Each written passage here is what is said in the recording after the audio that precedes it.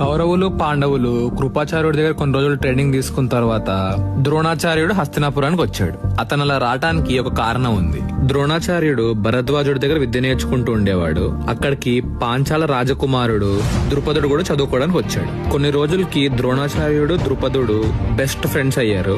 చదువుకునే టైంలో కొంచెం చదువుకోవటం, ఇంకా మిగిలిన టైం అంతా కలిసి తిరగడం, ఆడుకోవడంలోనే సరిపోయేది వాళ్ళిద్దరికి. ఇలానే వాళ్ళు గురుకులంలో ఉన్న రోజులు ఆడుతూ పాడుతూ గడిపేశారు.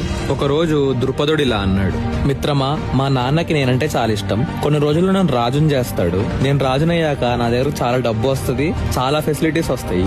వాటన్నిటి మీద నాకెంత హక్కు ఉంటుందో నీకు అంతే హక్కు ఉంటది. నా మాట నమ్ము, ఇది నేను నీకు ఇచ్చే ప్రామిస్ అని అన్నాడు. ఆ మాటలు విని ద్రోణాచార్యుడు చాలా ఆనందపడ్డాడు. కొన్ని రోజుల తర్వాత ద్రుపదుడు రాజయ్యాడు.